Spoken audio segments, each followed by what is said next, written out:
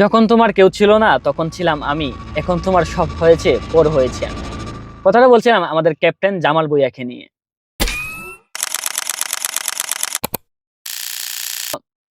2011 সালে যখন জামাল ভুঁইয়া বাংলাদেশে আসে তখন বাংলাদেশ ফুটবল ছিল হতাশার আরেকটা।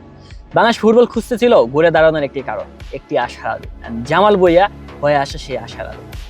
2013 সালে যখন জামাল ভুঁইয়া জাতীয় দলের জার্সি গায়ে প্রথমবার মাঠে নামেন, তার সঙ্গে যেন মাঠে নামে নতুন আর একটি স্বপ্ন, এবং বাংলাদেশ ফুটবলের সম্ভাবনার দরজাটা খুলে যায় ঠিক তখন থেকেই। আমাদের দেশে প্রেমিক সমাজে একটি কথা খুবই প্রচলিত আছে, মানুষ নাকি তার প্রথম প্রেমকে কখনো ভুলতে পারে না। জামাল ভুঁইয়া ছিল বাংলাদেশ ফুটবল সমর্থকদের সেই প্রথম প্রেম। আজ আমরা হয়তো গর্ব করে বলি হামজা চৌধুরী, সমীর সুং কিংবা ফাহমিদুলের মতো তারকারা বাংলাদেশের জার্সি গায়ে মাঠে নামছেন, বাংলাদেশের জার্সিকে বিশ্বমঞ্চে উঠিয়ে ধরছে। কিন্তু এর শুরুটা তো হয় জামাল ভুঁইয়ার হাত ধরেই।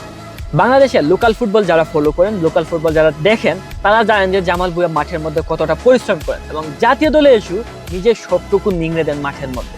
কিন্তু তবু যখন দেখি জামাল ভুঁইয়াকে গুরুত্বপূর্ণ ম্যাচের মধ্যে স্কোয়াডের মধ্যে রাখা হয় না, তখন সত্যি বাংলাদেশ ফুটবলের একজন সমর্থক হিসাবে আমার মনের মধ্যে আঘাত লাগে।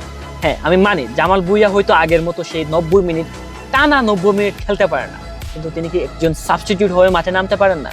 আমরা দেখেছি যে 40 বছর বয়সে এসে রিয়াল মাদ্রিদের মতো দলের মাঝমাঠ কাঁপিয়েছেন Luka Modric. Why not Jamal Bhuiyan? প্রশ্নটা আমার রইল আপনার কাছে, আমাদের কোচ হাভিয়ার কাবরেরার কাছে। শেষমেশ একটা কথা বলে যেতে চাই, জামাল ভুঁইয়া আমাদের প্রথম প্রেম, এবং প্রথম প্রেমকে কেউ কখনো ভুলতে পারে না, ভোলা যায় না। Football all alone, free Palestine.